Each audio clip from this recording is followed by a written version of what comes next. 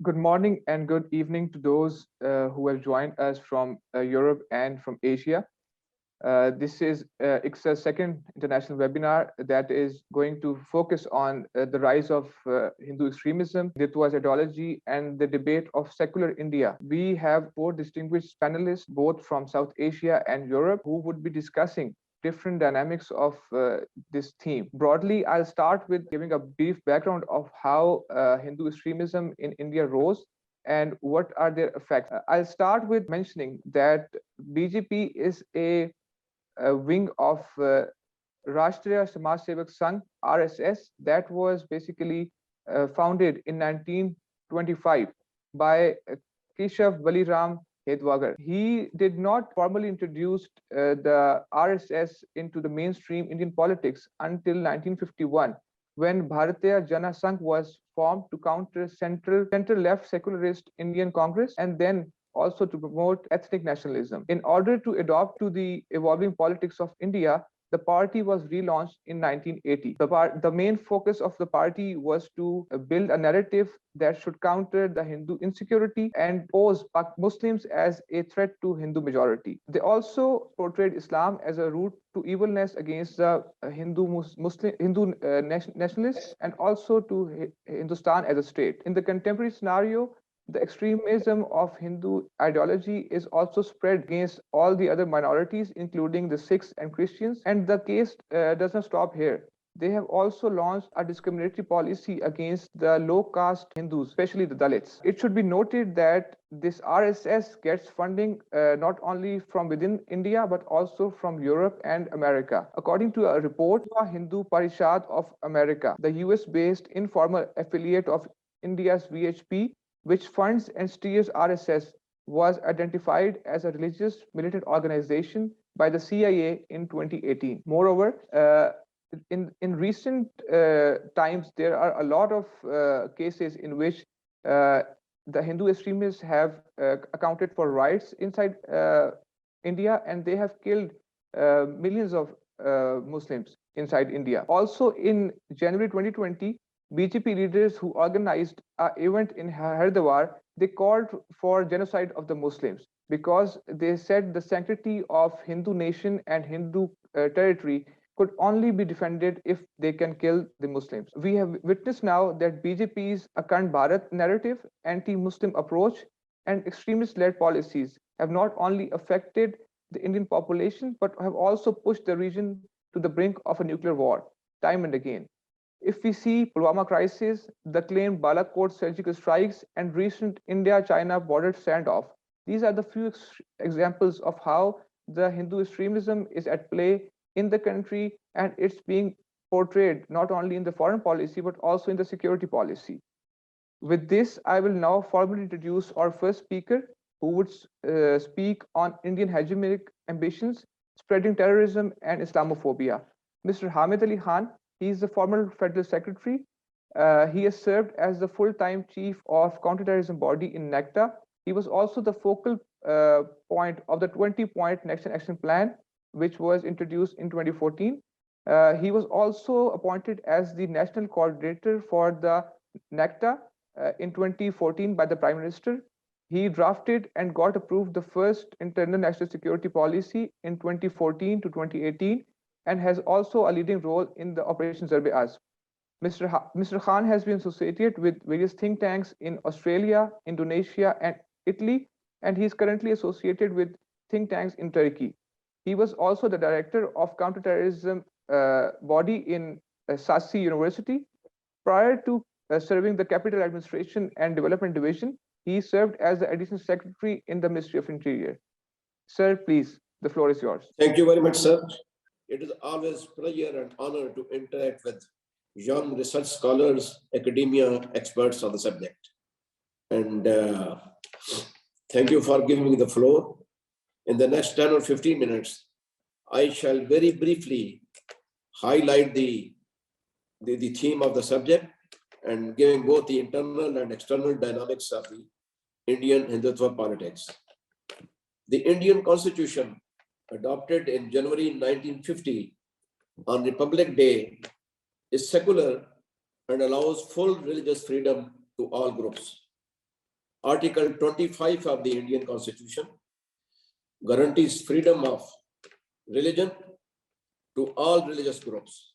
The core ethos of Indian Constitution constitutes unity, tolerance, and synthesis of religion.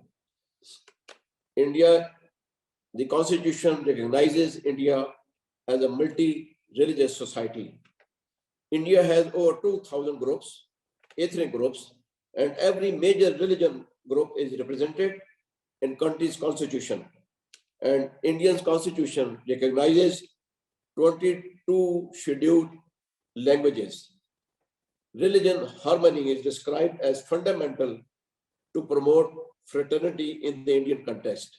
This was basically the vision laid by the Indian founding fathers, that is Nehru, Patel, and Maulana Azad.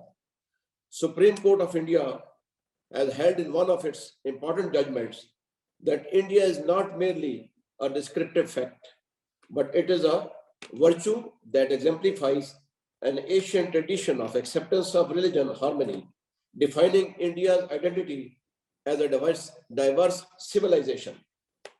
While continuing to this constitution, BJP advocates Hindutva and ideology, Indian ideology, which is predominantly form of the Hindu multinational. BJP claims that Hindutva is basically represents culture of nationalism, and where all religions, a majoritarian state, where all religions should survive under the Hindutva ideology. According to Oxford Dictionary, Hindu nationalism is basically a social and political thought and not a religious thought. BJP, under the leadership of Modi, Prime Minister Modi, has been pursuing Hindutva ideology since very long through RSS, a militant wing whose role is basically to strengthen Hindu community in India. In 1984 elections, BJP had only 2 seats. The demolition of Babri Mosque sparked and provoked several months of inter-communal riots where Hindu Muslims attacked one another, burning, looting homes and shops, which involved 2,000 deaths in the region. Consequently, BJP launched a campaign, organized rallies and marches for construction of Ram Temple, which is basically the turning point for giving a boost to the ideology or political ideology to BJP. And they protested rallies to ensure that Rama Temple be constructed at the same site where Babri Mosque was constructed. The Rama incident galvanized the social and electoral support to BJP leadership, and subsequently BJP had 89 seats in the election. And by 98, BJP had 182 seats and formed coalition government in New Delhi for the first time with Vajpayee as Prime Minister. Mr. Modi's action as Chief Minister of Gujarat, which involved massacre and development state, has acted as a catalyst to put him at the center of the right-wing Hindu nationalism. In 2014 election, BJP won historic mandate with complete majority in the parliament. Modi government projected himself as a man of development and reforms. No religious party in India, in political history of India, has ever won the elections without the support of the Muslims. But this, in 2019, this was the first time that no Muslim was granted ticket in the election. In pursuit of those political objectives, Modi government or BJP took number of drastic actions in violation of Indian Constitution.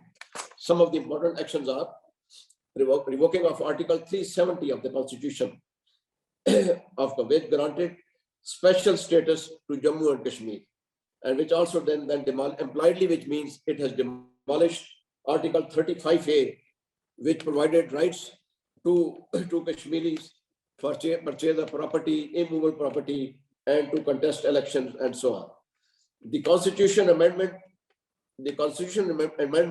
of India has in fact provided a facility to national government to change the demographic character of the Muslim majority. So India's law enforcing agencies to suppress the movement of Kashmiris is involved in blatant human rights violations, ranging from mass killings, torture, rape, sexual abuse, and India is blaming Pakistan for involvement in the internal affairs of the freedom movement, which Pakistan totally denies as baseless and unfounded. India also made amendments in the Citizen Act 2019, where persecuted religious minorities coming from Afghanistan, Bangladesh, and Pakistan were allowed citizenship, whereas this facility was not allowed, guaranteed to the Muslims. Indians also, through its amendments, put ban on the entering of the classrooms and wearing hijabs in 2022 in Karnataka region. For many Muslims, women hijab is part of the Islamic faith. Then cow slaughtering has been banned in India and northern parts of India. And the stringent laws have been amended, where anybody involved in the consuming of beef or slaughter of cow would be guilty of 10 years punishment with 1 lakh fine. The policy is to slowly marginalize and isolate Muslims in the Indian state. This state of affairs basically leading to Indian internal instability and creating hatred among the Muslims and other minorities in the area. And very recently, the naval chief of Indian naval chief, along with other armed forces generals, retired bureaucrats, ambassadors, they have written a letter to the President of India, wherein they have stated that the genocide of the Muslims community in India must be stopped forthwith, as it is going to breach the internal security of the country, and it is utter violation of the Constitution of Pakistan, Constitution of India. And they also fear that this attitude of Indians' fascist policies will breach internal security and could also tear apart the social fabric of the society. There is because of the violent actions of India, a debate has been generated, a serious debate has been generated in India. Should India be a majoritarian state where all religions should survive under Hindutva authority, or should India exist as an state in the present constitution? On the internal side, India has the history of interfering in the neighboring countries, and India has a very vast spying network in the neighboring countries, and particularly in Pakistan. In 1987, India has been supporting Sri Lankan Tamil Tigers in a civil war with the aim to destabilize Sri Lanka. Despite close linguistic, cultural, and religious and economic ties with Nepal and people-to-people relationship, still the relationship between two countries are strained. The dismemberment of Bangladesh in 1971 is a concrete precedent already acknowledged by Prime Minister Modi during his visit to Bangladesh in 2015. The rise of fascist Hindutva ideology causing social unrest and instability in the region in general, and it is having serious security implications on Pakistan's national security. It has escalated the tension between the two nuclear states. And Modi's aggressive hostile posture and policy towards Pakistan has intensified, escalated the tension between the two states. And Pakistan is posing existential threat to the sovereignty and stability of Pakistan. The present BJP government is supporting insurgency in Balochistan, and India is interfering in Balochistan. It is a huge intelligence network where they are creating unrest and social unrest and sponsoring Balochistan insurgency and terrorism in Balochistan. Recently, the arrest of Indian naval officer in 2016, Kulbhushan Yadav, is a concrete and irrefutable evidence that India's motives against Pakistan. Kulbhushan, in a statement before the magistrate, has openly admitted that his purpose was to hold meetings with the Balochistan separatists and to carry out terrorist activities with their collaboration in Balochistan. BLA Balochistan, that is the Balochistan Liberation Army, leaders have been seeking medical treatment in Indian hospital under disguise and fake identity. Indian Prime Minister, in his independence speech on 15th August 2016, raised the issue of Pakistan human rights violations in Balochistan and expressed solidarity and support of Baloch separatists. Pakistan has credible evidence that there is a present large number of intelligence network present in the Indian side. They are defending their Baloch assets. But Radab Mukti and his accomplices are being supported and financed by India to launch to create internal unrest and to create insurgents, to promote insurgency in Balochistan. Mostly Indian-sponsored terrorism being carried out through India is carried out through Afghanistan.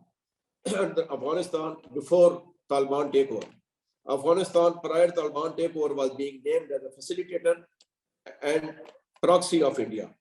Pakistan Foreign Office and security agencies have reliable evidence that RA is supporting and sponsoring Tehreek-e-Taliban Pakistan, which is a terrorist proscribed organization and placed in Schedule 4 of the Terrorism Act.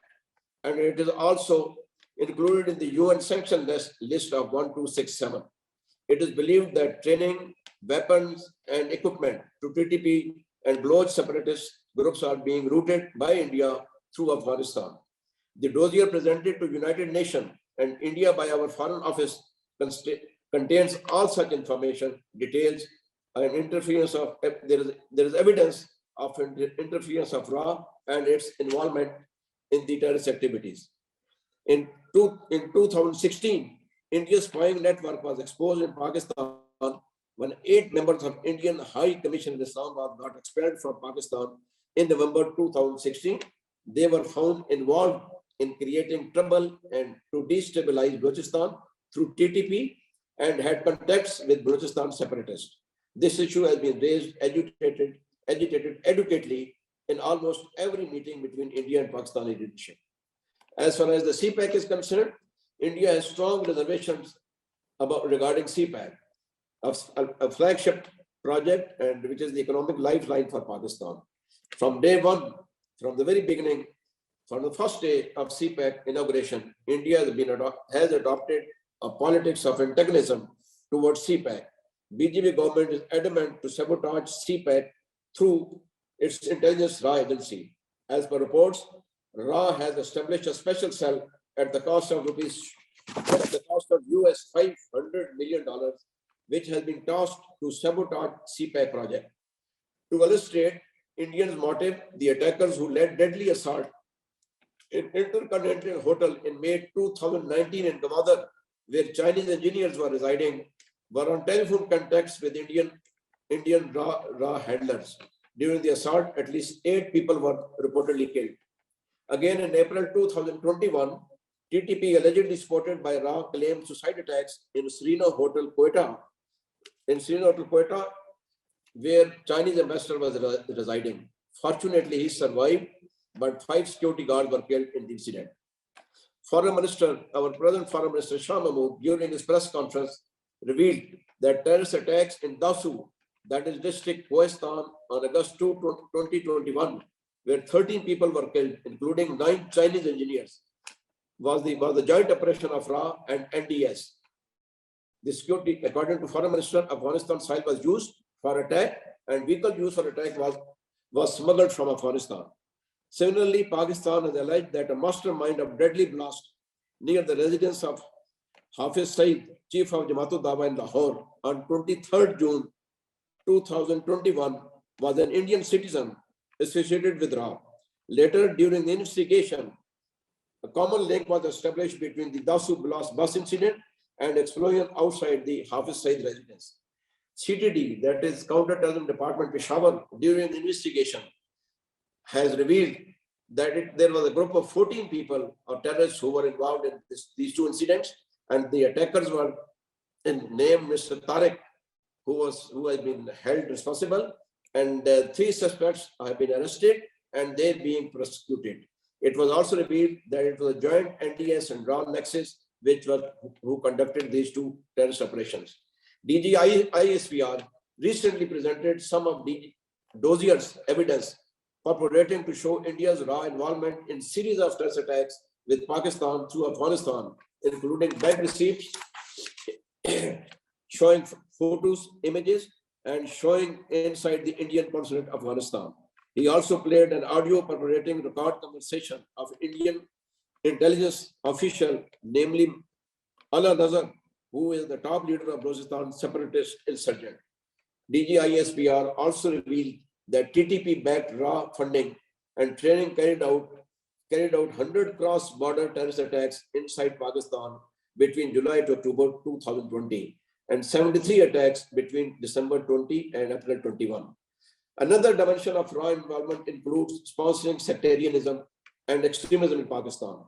As per evidence, Punjabi Taliban, namely Farooqi Group, Usman Saifullah, all elements of defunct proscribed organizations working under the umbrella of TTP, that is the Lashkar Jangvi, Spy Sahaba, they are part of the Punjabi Taliban working under umbrella of TTP. They are involved in various terrorist attacks on Shia's community in Quetta. As per recent incidents, security agencies Lashkar Jangvi and SSP, supported by RA, were involved in the brutal murder of 9 innocent 11 coal miners representing Hazara community on 3rd January 2021.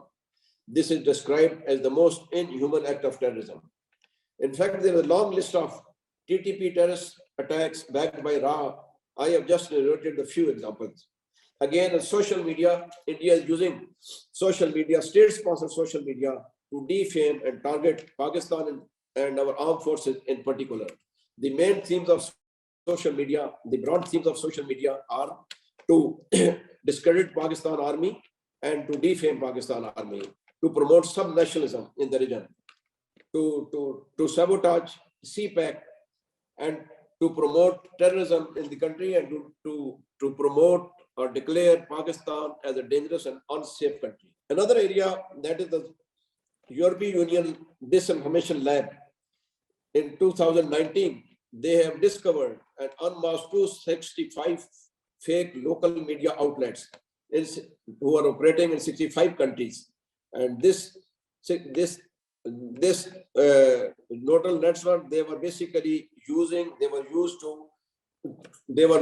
exploited to defame Pakistan and to undermine the stability of Pakistan and influence the policy makers. So terrorism has been present in this region since 1970.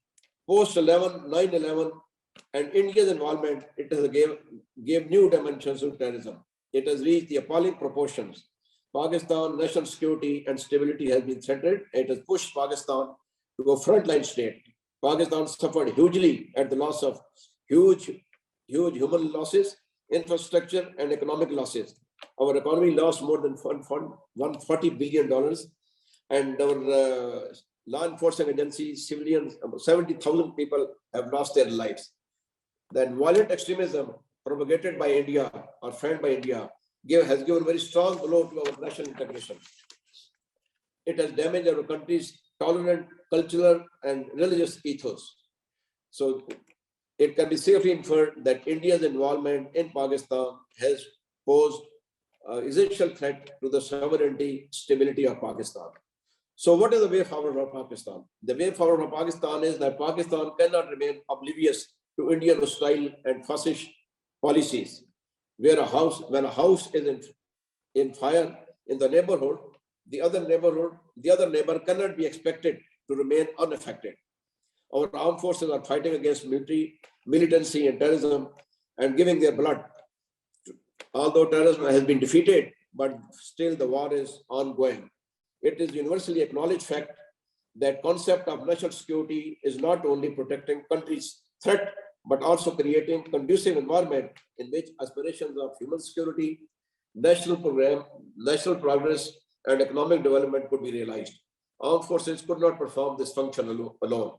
So some of the recommendations for Pakistan is to implement national action plan with focus on Balochistan reconciliation, terrorist financing, and madrasas mainstreaming should form part of the very effective strategy. Adopting proactive diplomacy, sensitize international community about India's malicious plans and blatant human rights violations in Kashmir. Evolving effective strategy to counter India's information warfare and social media campaign aimed at discrediting armed forces. Implementation of national security policy 2020 and 2026 with focus on human security, equipping our youth with the necessary tools and environment they can contribute towards nation building. So in short, to conclude, I would say that many security analysts and think tanks within India and outside India, they are of the view that BJP, that is Modi government, is on the path of self-destruction. Fascist ideology targeting minorities and human rights violation in Kashmir will ultimately result in fire that would eventually engulf India and dawn into freedom of Kashmir people. Modi's fascist style of leadership and Hindutva policy pose existential threat to internal stability and world largest democracy and secular constitution, particularly at a time when world's geopolitics and geoeconomics center of gravity is shifting in Indian Ocean, and all regional, extra-regional powers are competing and aspiring for domination in the Indian Ocean. I thank you. Sir, thank you very much for this elaborative talk. To conclude your points or give a summary of your talk, I would include how the BJP government was formed, the spread of extremism, Hindu extremism in the country, its snowballing effects not only domestically inside India, but also on the region, not only on Pakistan, but on China and other neighbors of India. You have also mentioned the case of hybrid warfare that has been launched by India against Pakistan, and how they have been, which are these media outlets, lobbying groups, and fake research institutes were working across the Europe, and how they affected the policy makers inside Europe and at the international level. With this, I will move to our next speaker, Dr. Desiree, on Middle Eastern situation, Afghanistan and Pakistan relations. She also has this interest in how the engagement between India and Pakistan is conducted. She obtained a first level master's degree in Middle Eastern studies and has achieved a diploma in advanced international affairs from the Diplomatic Academy. Dr. Desiree would be speaking on Hindutva and extremism, the silence of Western governments on this issue. Over to you, Dr. Desiree. Thank you. Thank you, Mr. Khan, for your previous intervention. It was very helpful for introduce my speech. I will talk about the silence of Western governments and why European governments are not condemning human rights abuses coming from India. The main explanation, and in my opinion, the main explanation of this is economic and trading relationships between India and European countries. Why? Because India was one of the first countries and the first Asian country to extend diplomatic relation with the European Economic Community in 1962. And when Ambassador Lal presented his credential to Mr. Hallstein, the first president of the European Economic Commission. Since then, the India-EU relations have progressively developed, and where it evolved into a strategic partnership in the 21st centuries. These relations between India and the European Union began blossoming in the 90s, but it was only in the 2004 at the 5th India-EU summit when India and European countries became real strategic partners. Indeed, India is one of the 10 countries that the EU has narrowed down as its strategic partners, both as economically and politically. So India plays a central role in EU's affairs. And also India is the 10th largest trading partner. And in 2020, at the 15th EU-India summit, the two sides decided to adopt an India-EU partnership a roadmap to 2025 to further strengthen the India-EU strategic partnership. Additionally, also green investments, green infrastructural buildings are the need for both for the European Western governments and both for the India. But not only Western governments are furthering and strengthening their relations with India, also US. The US and India have really, really strong ties. And as we know, European countries are following very straight and very increasingly, they are following US political strategy, both in internal and political affairs. What is happening in the US regarding India and regarding the Hindu nationalists is that Hindu nationalists in US have been allowed to operate freely because they are tax exempted, both religious and both charity organizations. So for example, the Vishwa Hindu Parishad of America, of the United States, is one of the most leading Hindu nationalist organization, which is freely to operate in the US. And these organizations are drawing inspiration from very right-wing political party as fascist political parties. And they are responsible for extremism and violence, both in the US and both abroad. Clearly, Western governments are not doing enough to stop this, and also they have to engage in identifying and quantify the considerable threat that militant Hindu organizations pose both in the US and both abroad. And for this reason, also in the previous US administration, Modi was for the US like a Trump, like Trump. So they view in Modi, like they recognize themselves in the Modi administration. And until 2014, Hindutva in the US was not truly mainstreamed. It was only after the Modi election that also in the US, this narrative that Modi is Trump and Trump is Modi further strengthened. And so this organization were free to operate without any kind of sanctions. In fact, what are regarding this, the future of the Indian-EU relation, why this silence will continue? Because it's very simple. Because EU needs India to confront China in the region. The US and also Europe need India vis-a-vis to confront China and to contain China in the region. And also the United Kingdom, which is not part of the European Union anymore, but is launching formal trade talks between India and the United Kingdom, with the declared ambition to ink a smaller deal in the next few months to strengthen the economic and strategic partnership. They also, another reason is that the increased tensions between India and China, as well as the EU intent to reduce its reliance on China's manufacturing, have created the condition for chances in policy for both parties.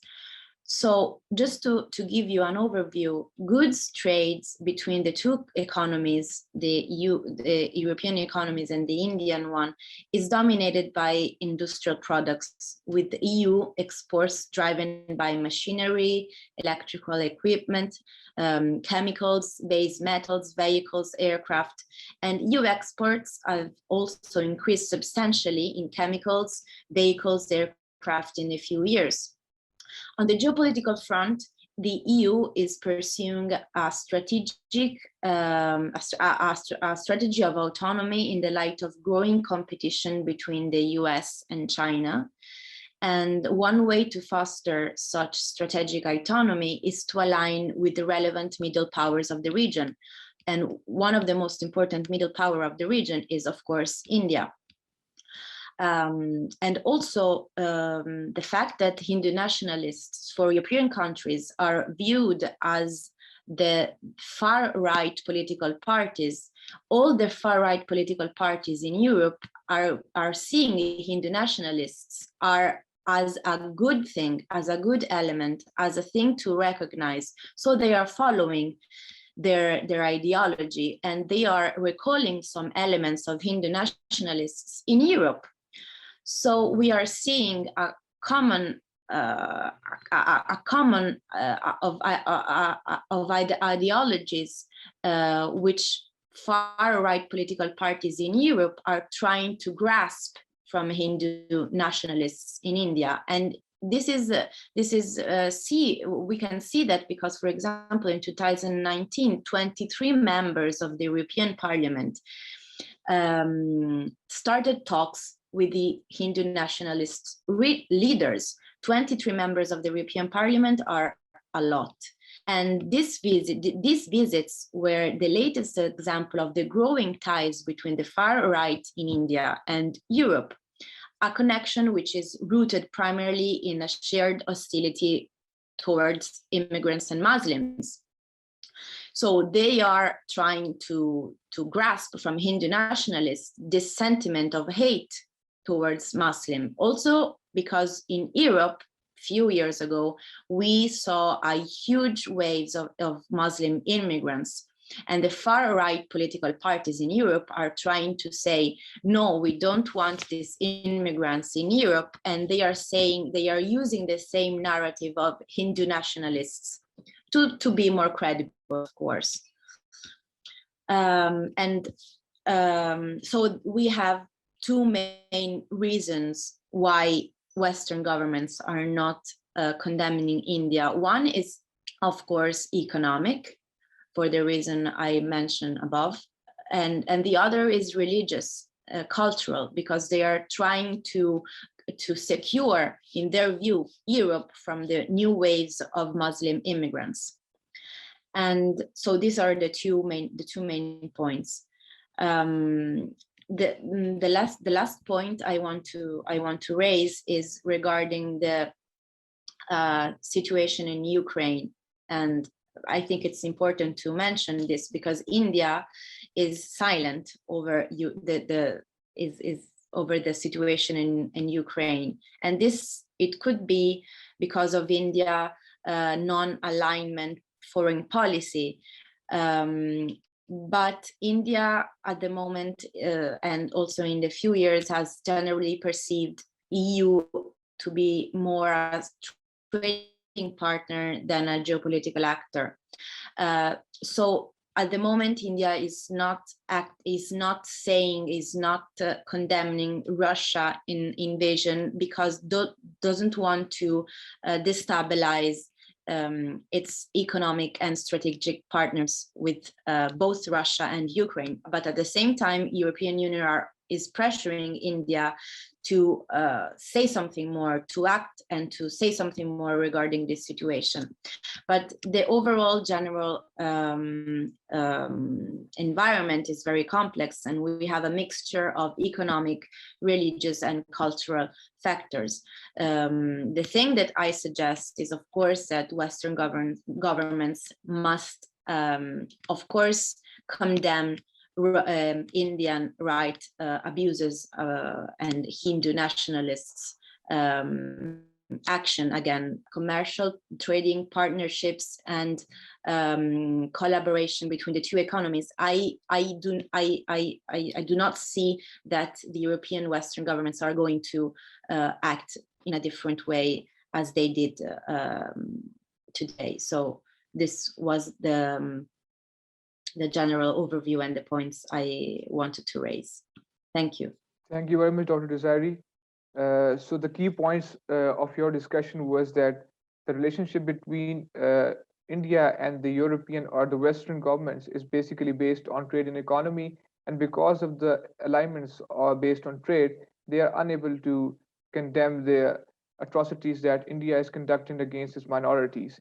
You also mentioned that many of the European countries, they are getting a food for thought from the Indian leaders to attempt and contain the Muslim immigrants and also to spread this Islamophobic narrative across West. I can totally relate to it when it comes to the French president Emmanuel Macron. His politics is basically based on hate speech and also to marginalize the Muslim community inside and across the Europe.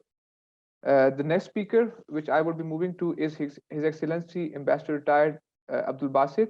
He is the Director General of Islamabad Center for Regional Studies. He joined the Foreign Services of Pakistan in 1982. He served in Pakistan's mission in Moscow, New York, Sana'a, Geneva, and London.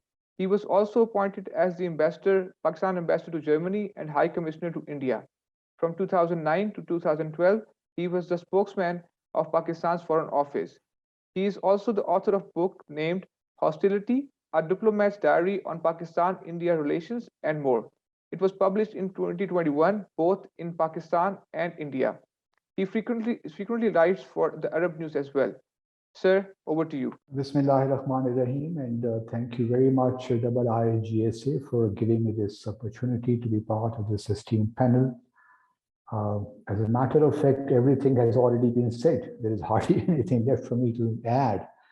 But let me very quickly make 2 or 3 points which I think are important while we are discussing Hindutva and how things are evolving in India in the context of minorities and especially Muslims.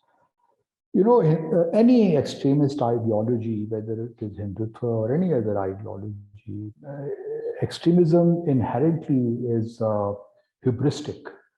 And when it becomes hubristic, it becomes inflexible, it becomes myopic, and usually it carries and then consolidates blinkered worldview. This is what is currently happening in India. Hindutva, when it was originally presented by Mr. Savarkar, it was not the way it is we understand today. It is simply because of the reason that the votaries of Hindutva, especially the political wing, the BJP and other affiliated groups, they used the entire Hindutva ideology in order to gain power. And as I'm concerned, I look at it as to how the BJP during the last so many years now has tried very successfully to gain power, because they fully understand that without power, they would never be able to implement their concept of Hindutva. Now, to them, Hindutva is primarily, as was mentioned earlier, to establish a Hindu state or Hindu Rashtra. And when they say that they would like to establish a Hindu state or Hindu Rashtra, it primarily means that two religions in particular, Islam and Christianity, they do not belong to this land. They distinguish between Putra Bhumi and Punya Bhumi.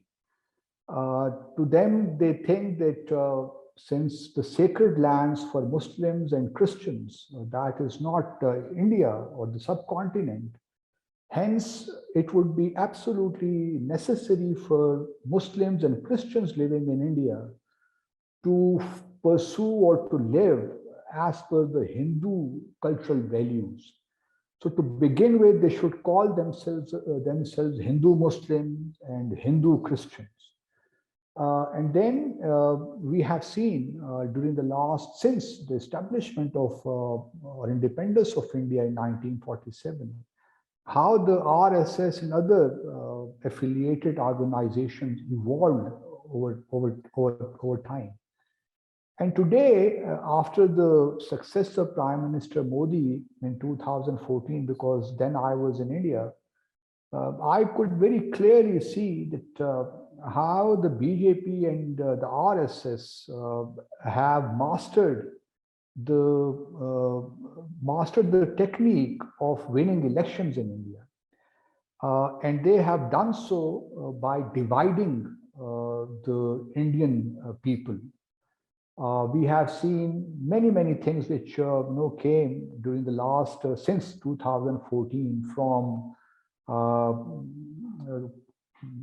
lynching of Muslims by cow vigilantes, Ghar Wapsi, love jihad. So all these concepts actually were created in order to create fissures among communities in India. And the BJP has done it very successfully, in my view. You just look at the recently held elections in 5 states, and particularly in Uttar Pradesh, which is the largest state in India. 200 people live there. So they have been able to win elections there. They won elections in 2014, then state elections in 2017, then Lok Sabha elections in 2019. And now India, as it is, the BJP as it is moving, I have no doubt that the BJP will be re-elected in 2014 elections, because they only need 30 to 35% of the votes cast. And they know how to divide, because they have over the years made the Muslim vote irrelevant. Muslims are totally marginalized, despite the fact that their population is close to 190 million. But they have been totally marginalized when it comes to the political or the electoral politics of India. Similarly, Dalits, there was time when they all rallied around people like Mayawati in Uttar Pradesh, but now even they are kind of split, and they do not really vote en masse. They do not rally behind any one particular party. So the BJP has done a remarkable thing, whether we agree with it or not, but they have done something which is clearly in their, as they look at it, in their long-term interest, because they have moved India from civic nationalism to ethnic nationalism. And that is, in my view, a dangerous transformation, because when you ground yourself or the entire nation in ethnic nationalism, then you become indifferent to institutional values, to liberal democratic values. And then, as I said earlier, you become myopic. Your understanding of things becomes rather naive, and you refuse to take a broader perspective of things. And this is what is currently happening in India. And as was also mentioned by Mr. Khan, this is also being manifested in India's external relations, particularly in the region itself. You look at how they behaved with Nepal in 2015, when they imposed a blockade for about 5 months. And then we have seen how they acted like they direct their entire policy vis-a-vis Jammu and Kashmir, and how now they're trying to bring about demographic changes in the occupied Jammu and Kashmir. So this is a kind of thing which we'll have to live with that, and perhaps devise our own ways and means and how to counter the Indian narrative. Because I know for a fact that the majority of Indians do not subscribe to their viewpoint. It is primarily an urban phenomenon, but at the same time, since they have mastered the art of electoral politics, I do not see as to how we can, in the foreseeable future, see BJP not winning elections in India. Next year they would be inaugurating Ram Mandir at the same place where Babri Masjid once existed. So they thrived, on these things. And the fact that UP's chief minister is Yogi, and that clearly speaks for itself as to where India is going. But India, while it is also undermining its own secular foundations from within, it is also posing huge problems to its neighbors in particular, whether it is Pakistan, it is China, or other smaller neighbors. So Pakistan and China, at least, will have to look at different things, different possibilities as to how we can effectively counter India's misadventures, especially vis-a-vis Pakistan, whether it was so-called surgical strikes in 2016 or the Balakot attack or the recently so-called accidental missile in Pakistan. So all these, things are, I mean, they are serious stuff, and Pakistan cannot take these things very, very casually. I mean, casually, Pakistan has to roll up its sleeves and see how, because if we give more time to this Hindutva philosophy or to the BJP under Prime Minister Modi, then my fear is that Pakistan, they will further crush the Muslims, in particular Muslims in Jammu and in occupied Jammu and Kashmir, and then the Muslims around the country. People usually question as to why Pakistan raises its voice whenever there are problems faced by Indian Muslims. We are committed under the Liaquat Nehru Pact of 8 April 1950, in which both the countries committed themselves to look after their respective minorities. So Pakistan is obliged under that pact to keep raising its voice, but it is so far it has been to no avail, because Prime Minister is thriving in its popularity, so to say. They are winning elections after elections, both at the center and in different states. So it is important that while the governments around the world are not taking much notice, or they are sort of insouciant to whatever is happening to minorities in India because of their economic interest, or they would like to counterpoise India against China. But I think it is important that the civil societies in these countries, advocacy groups, human rights organizations at least raise their voice against what is happening in India. We fully understand governments do have their own interests, especially economic, political, strategic interests, but the people of the world cannot absolve themselves of their responsibility to raise their voice against the people who are being marginalized in India. People are being killed. I mean, and their places of worship are being razed to the ground. So these are the hard facts, which I think it is our duty as Pakistan, in my view, that we should be proactively doing this around the world. Just, yesterday, rather this past Friday, they released a new movie, The Kashmir Files.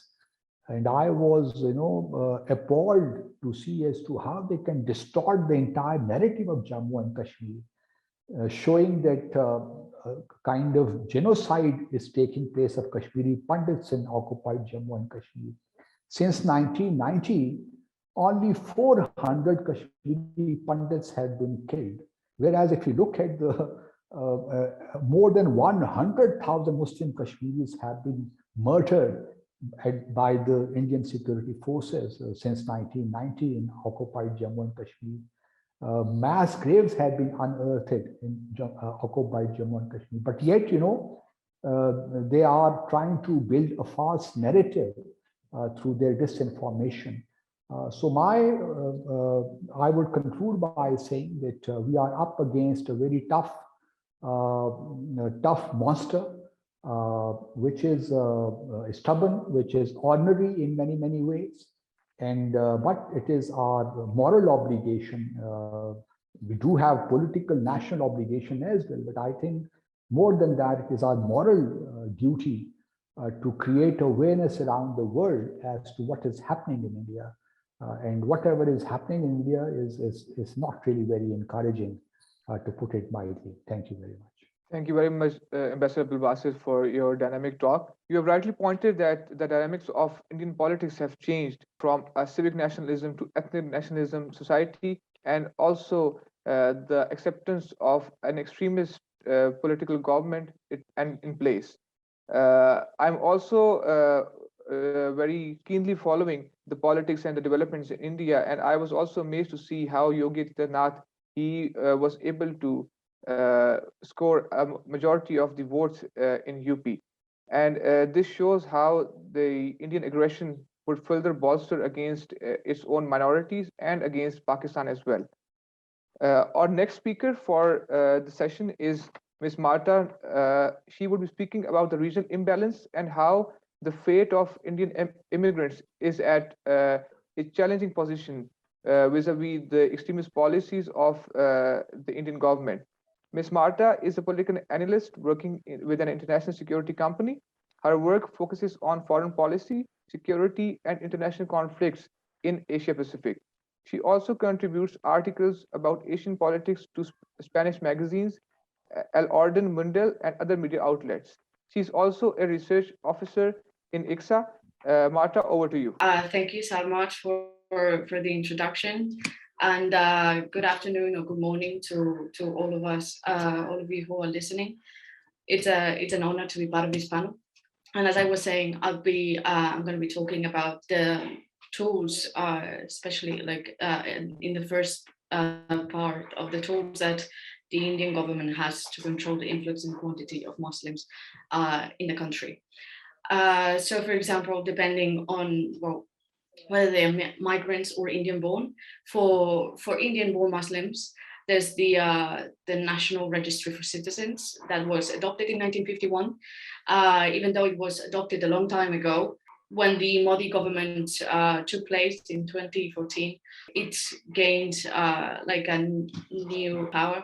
So for example, there's in 2015, there was this Assam.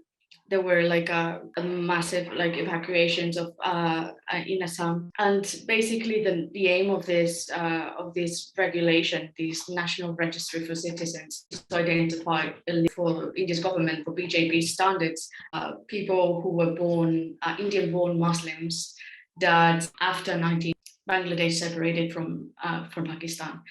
The thing is, in 2015, as I was saying before, there is evidence also that at least 1,000 have already been lodged in 6 detention centers located in prisons. And Modi's government is currently building an exclusive detention centers, even though they were born in India, but they were born like perhaps like they come from Muslim families, probably from Bangladesh.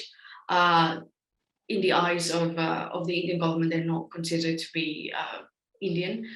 So this is one way how the Modi government is stripping them from their nationalities and controlling how many Muslim citizens there are in especially in countries, in states closer to Bangladesh and Myanmar. Of course, there's nothing for now. This regulation is only located in Assam. There are no. So basically, since from December 12, immigrants belonging to religious minority granting the citizenship, Indian citizenship normally takes around like 10 years, a decade or so. But this would be these religious minorities from Pakistan, Bangladesh, and Afghanistan would be granted fast track to citizenship, which would take like way less time. But again, it's taking into account religious considerations, so that puts question mark to the BJP government into like, is India really a secular country if they are discriminating against certain religious minorities? Of course, if we take a look at India's legal framework, we see this trend of discrimination against minorities, particularly Muslims. There are international, for example, in international conventions, India is not a signatory to the 1951 Refugee Convention and has not even ratified the Convention on the Protection of the Rights of all migrant workers and members of their families, regardless of their religion. when we have a look at the domestic policy of the BJP government, we see that there's no refugee policy in place. There's no formal immigration policy framework, no legislation related to discrimination against immigrant communities, and specifically discriminating against Muslims. There are ad hoc policies. So basically will be case by case policies for migrants depending on religion. One of these examples is like the CAA, the Citizenship Amendment Act, which leaves many vulnerable to poverty and neglect. So another thing to take into account about India's legal framework is that it exists like a sort of a dual system. So for example, again, showing that sort of like two sides of the government, depending on what religion or what faith you have. So for example, asylum seekers from Tibet or Sri Lanka are managed by the government, which means that they are granted, they have direct access to education grants, to healthcare. There are programs for them to be part of and to become more integrated in the system. Then, of course, for asylum seekers for other countries, especially Myanmar or Afghanistan, they are not managed by the government directly. They're managed by the UN High Commissioner for Refugees. So this means that even though the process might last for at least 2, 3, 4 years, even though the UN High Commissioner grants you certain rights, that doesn't mean that the government will grant you those rights. So you're sort of like left in a limbo where you like sort of like have you're not denied entry. You stay there, you stay normally in refugee camps, but the government does not authorize you, does not recognize you as a citizen. So you're left out completely of any welfare grants, any education, healthcare, any other helps that the government might give you. Second point, before that, I wanted to say that also, I wanted to talk more about the state of migrants and refugee rights in India. So what is their state? So according to the Migrant Integration Policy Index in 2019, India scored 24 out of 100 points. Which means basically that it was put in a category where migrant integration is deemed denied. Basically, there's no place for integration for migrants. However, of course, there's like some bias depending on where the migrant comes from, what religion they follow. For example, migrants coming from Tibet and Sri Lanka, as I mentioned before, overall more protected in all the basic needs. However, there's something like that I want to point out. Even though they are more protected, they do not represent the largest migrant group. Bangladeshis are the largest migrant group by a huge difference. And it is very curious to see that Bangladeshis, who make up like the largest group, migrant group in India, are not protected. They are not given grants. And then Tibet and Sri Lanka, which also have like a large migrant populations living in India, they do have. Second point now, I will follow up with the second point that I want to make. That I want to raise is the effects of these policies on the relation with its Muslim neighbors, especially Bangladesh. India hosts more Bangladeshi migrants than any other nationality. In 2020, there were 2.4 million Bangladeshi migrants in India. And even though government relations are good due to trade, because Bangladesh is one of the main, is actually not one of, but the main trading partner of India in the region in South Asia.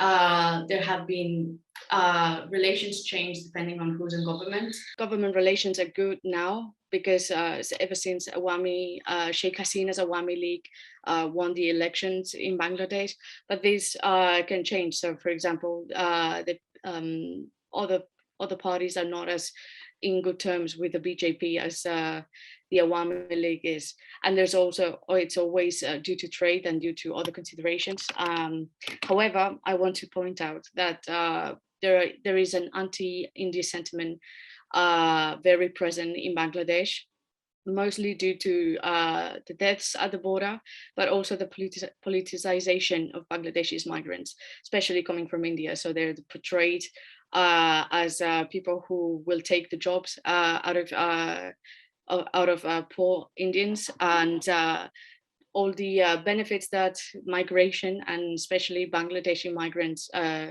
bring to India are nowhere to be seen, not even mentioned. One last point before I conclude my presentation. As Desiree mentioned earlier, India is known for its adoption of the non-alignment movement, a neutral approach, same as now with Ukraine. Therefore, how is India? I'd like to discuss how India is assessing regional crises in the region, especially the ones in Myanmar and the ones in Afghanistan. Well, first of all, I believe that it's India's BJP government is moved by geopolitical and electoral purposes. So, of course, there is a fear of waves of refugees fleeing to India, especially from Myanmar, because there's like a direct link to cross from Myanmar to India. However, they are not taking too many actions to protect those migrants, those refugees in this case. For example, dozens of lawmakers from Afghanistan and Myanmar have taken shelter in India in 2021. However, they remained excluded from any protection. So they're like, they are sought out by the current governments of their countries. However, India is not granting them any protection. So if the Indian government is not taking care of migrants, who is? So it's mostly managed by the UN body for refugees, the UNHCR. They can be recognized as asylum seekers by the UNHCR. However, the Indian government does not recognize them as asylum seekers.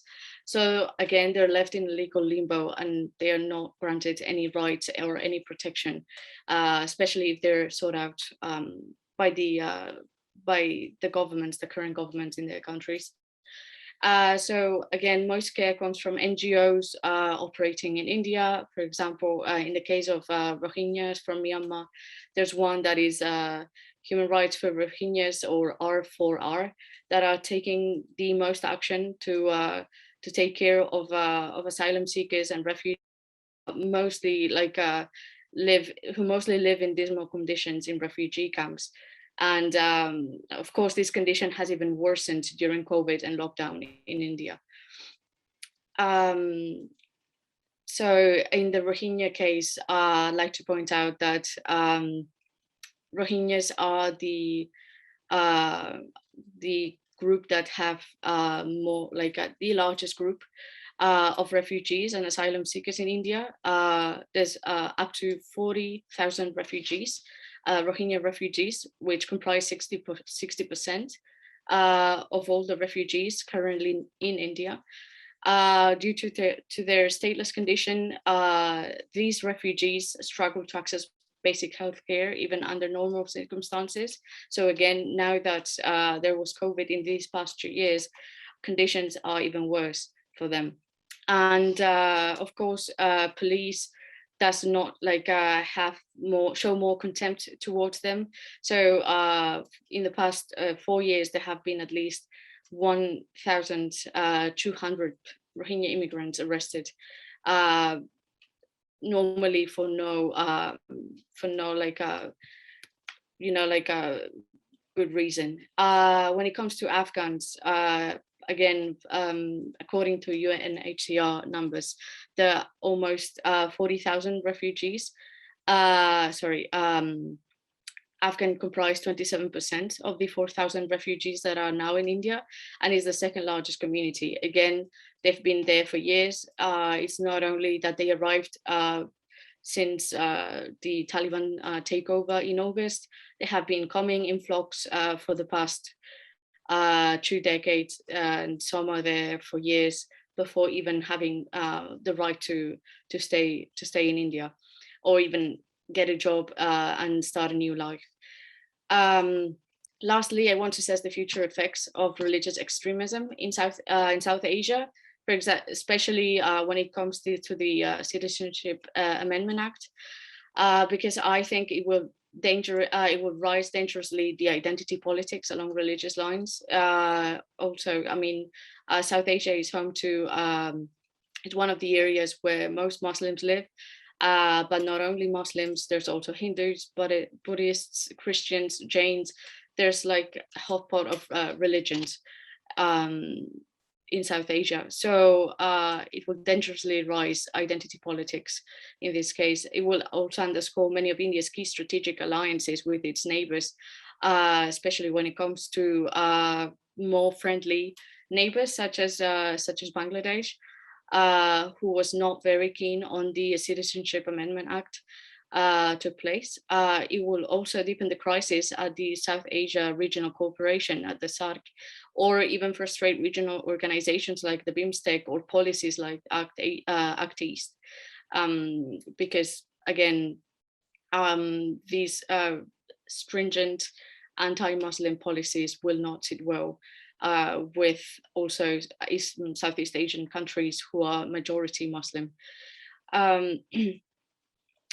So some recommendations as a conclusion, I would say India should develop laws and accountability methods for police brutality, seen especially for Indian Muslims, and discriminatory campaigns by ministers. As I said before, Amit Shah is very well known in this matter. They should also modify the CAA, Citizenship Amendment Act, and adopt national laws to protect asylum seekers and refugees.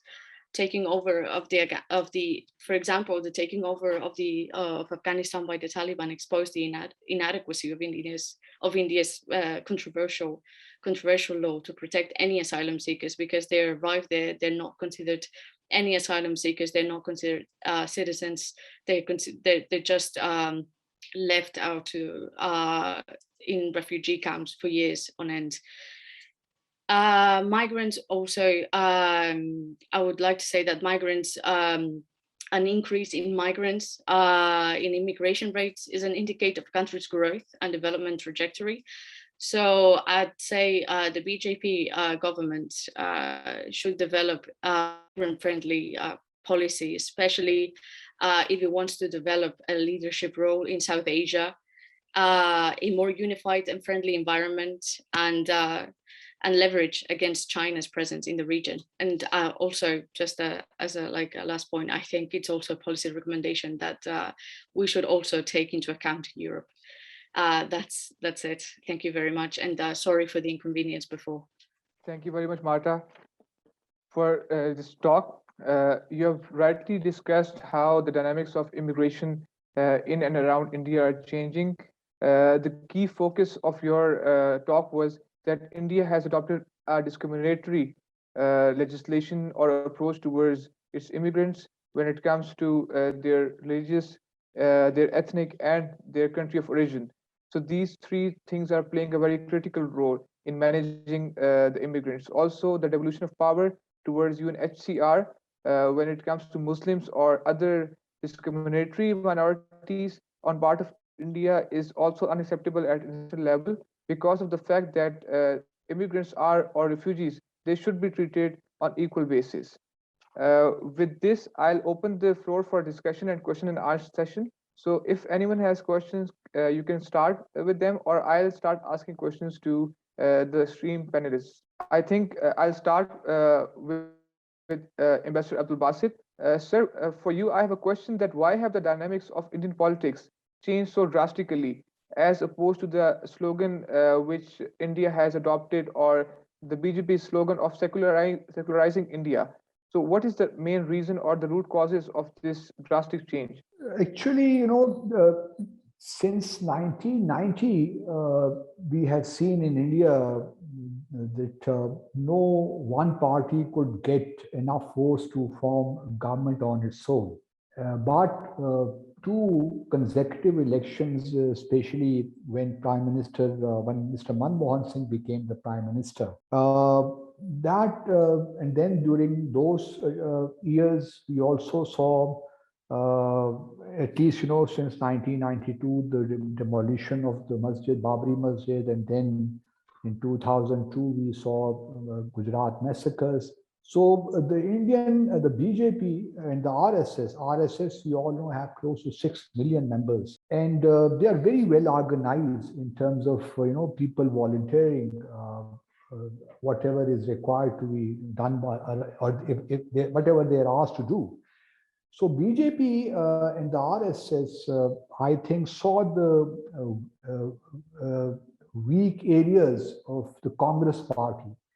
And Congress party, because of the family, because it's a family party in the sense that the leadership comes from the Gandhi family, the BJP was able to exploit that they have not been able to deliver, and they were all kind of weak leaders. Manmohan Singh, particularly, in my view, was presented to the Indian masses that he was a weak leader. He was also having back channel diplomacy on Kashmir with Pakistan. You remember 4-point formula was being discussed.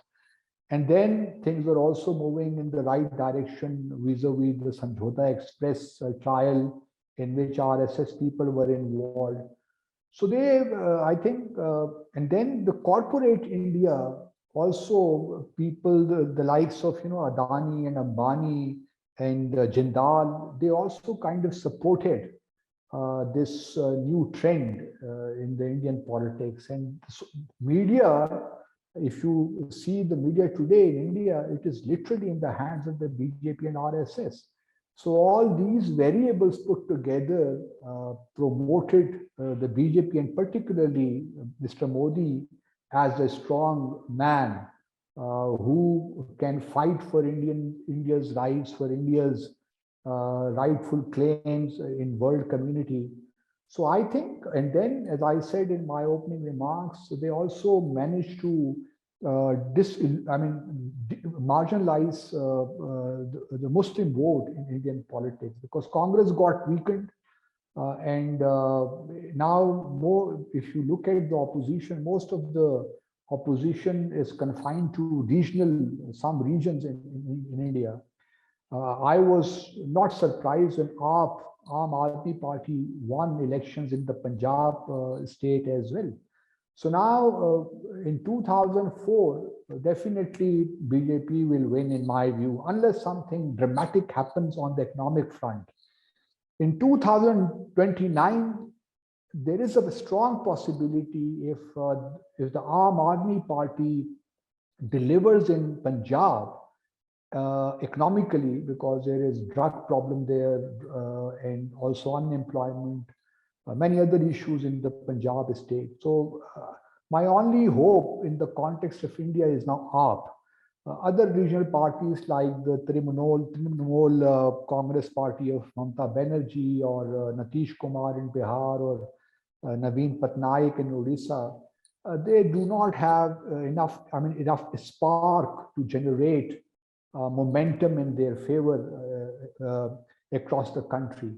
So AAP is the only option left, and that would again hinge on whether or not they are able to deliver in Punjab. So, and then Hindu, Brahman, the caste system also works in favor of the BJP.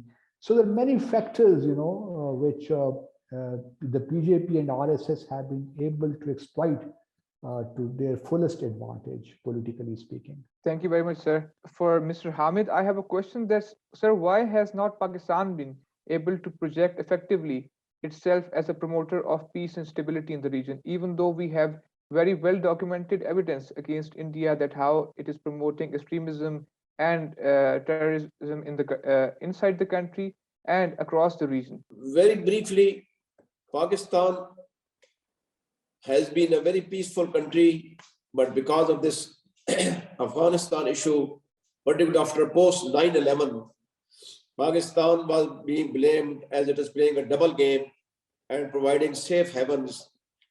And there was suspicion that Pakistan was supporting Taliban, and they were although part of the NATO also.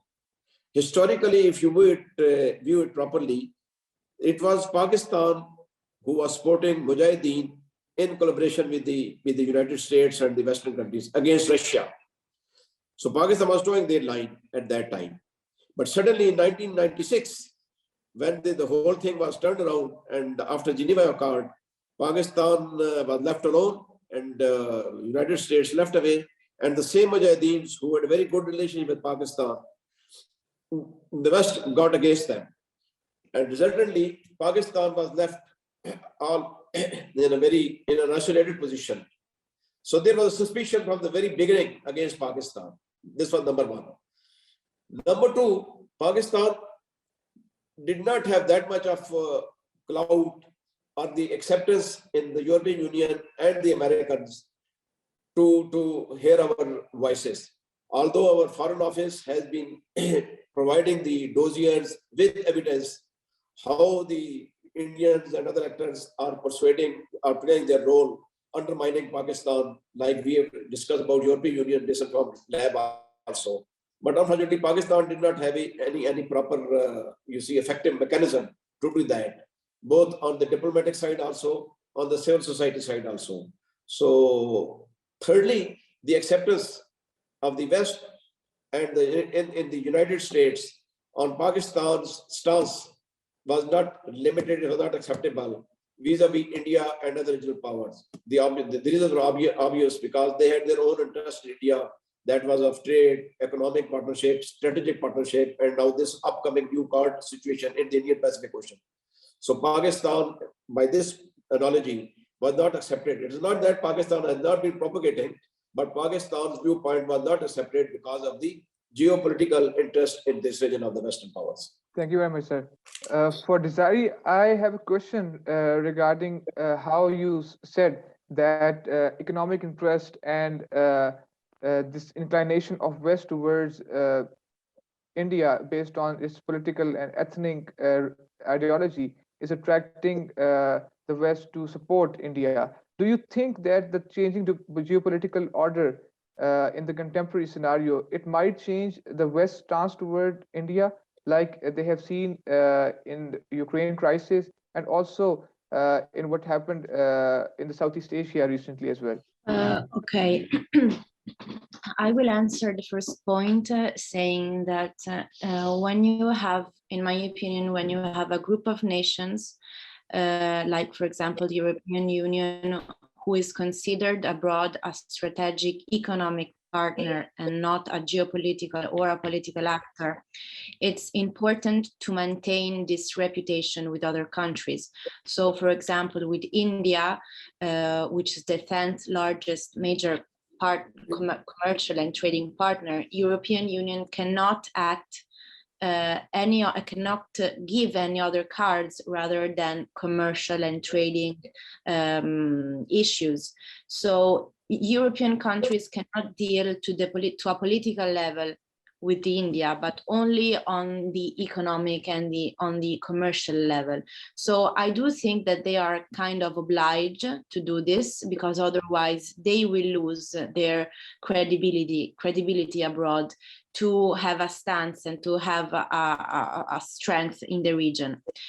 This is the first point. The second one, I do think that this European crisis might change the geopolitical order of the European and Western governments towards India if India will not take a stance towards this crisis. So, for example, if India will remain neutral, if India won't act in line to the Western governments, I do think that European Union could take and change its economic and political behavior towards India.